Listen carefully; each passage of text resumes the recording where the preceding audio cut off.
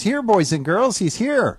Bob Pollock has joined us in the studio, and yeah, he was caught up in traffic. You had to do some dancing, did you, to get yourself over here this morning? I did a little. Several places. Yeah. Well, it's been a boondoggle out there. Our conversation with Bob is brought to you by Marcus & Mack, voted best personal injury law firm in the Best of Indiana County contest. Marcus & Mack, a law firm representing injured people. You can give us a call at 479-1160 or 349-WCCS if you have a question for Bob. Hello. Somebody beeping their horn out there at you. See? You're a star. Yeah. I think they're honking at something else. Okay. That could be, too. We don't want to speculate. No, let's not do that. Hey, Japanese Beetle season is here. They're everywhere right now, and there are all kinds of different philosophies on trapping them or hoping they move along, or just doing something like 7 or an equivalent in order to keep them off of your plants and everything. What's the best solution for Japanese beetles? The best solution. Because some people put up those traps, but yes. they put them near their garden, and then they give them a choice. Oh, it's a smorgasbord today. That's true.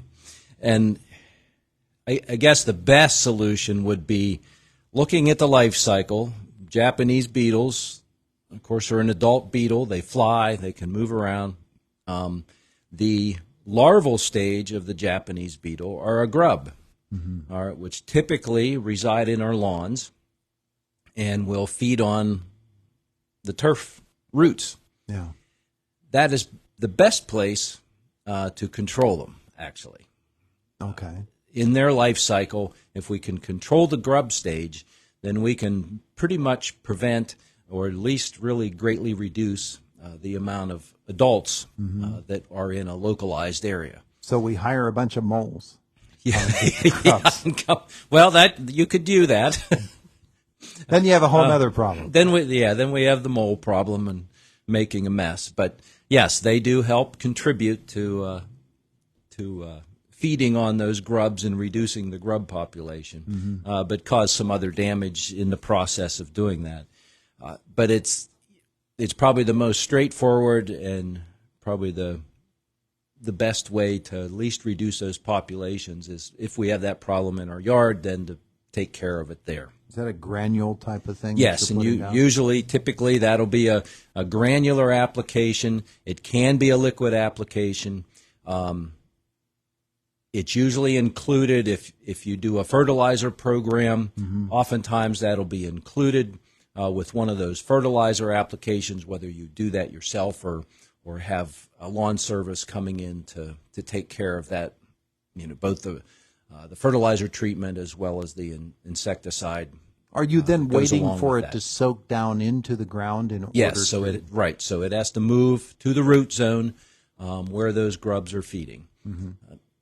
And typically we do that. And there's different products. There's 4 or 5, 6 different products that can be used to treat those. Application timing is a little bit different. Some are season long.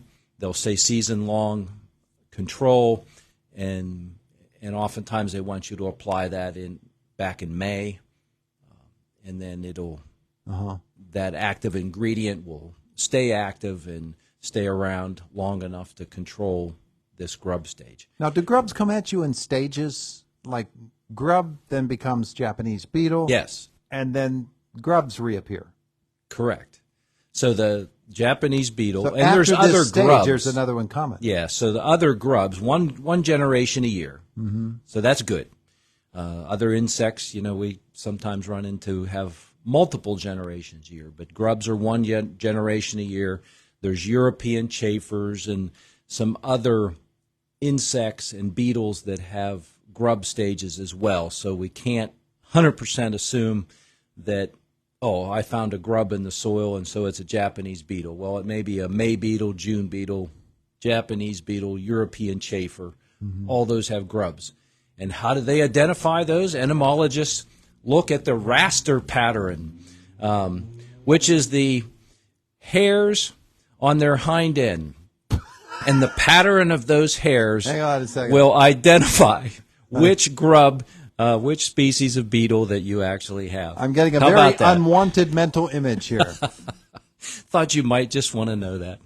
A little bit of a tidbit of information. You really have to chase after a grub and get down there pretty low to see all that. That's true. You got to hug the ground Sakes.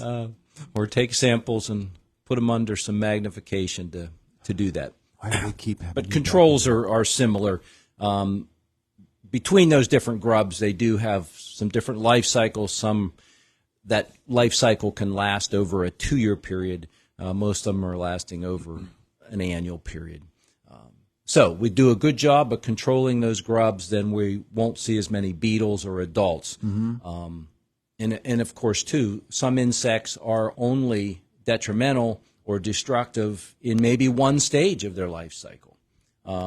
Japanese beetles are an exception to that, where both the grubs are root feeders, the adults are foliage feeders, and feast on a variety of plant material. They love my roses. They love my green beans. They love my grapevines. And your grapevines, yeah.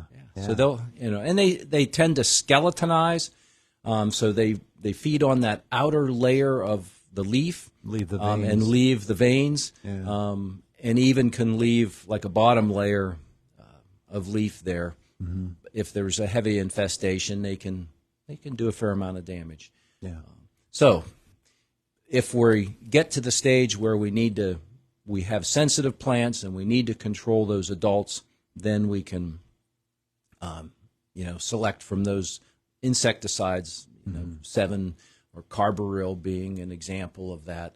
And there's other pyrethroids and synthetic pyrethroids that will also work on those adult insects. And you can hand pick them too.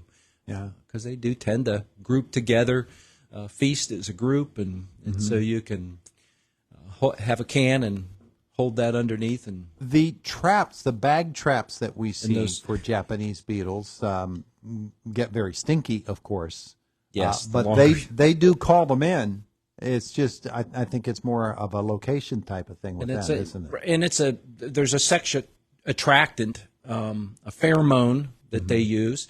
So some chemist, entomologist, chemist figured out what scents the males and the females use to attract one another, figured out that chemical compound, then are able to recreate that. And we utilize that for a number of different insects, mostly for monitoring purposes.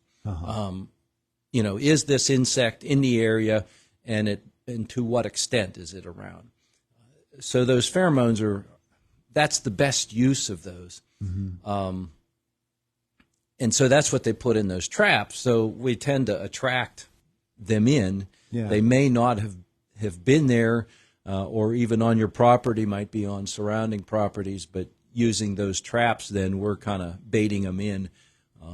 You do collect those in those traps, but they're not going to they're not going to clean sweep an area, are they? No, definitely not. You might be causing yourself more problems. You might actually be attracting them in to feed on sensitive plants, where otherwise they might have been more dispersed and not much of a problem.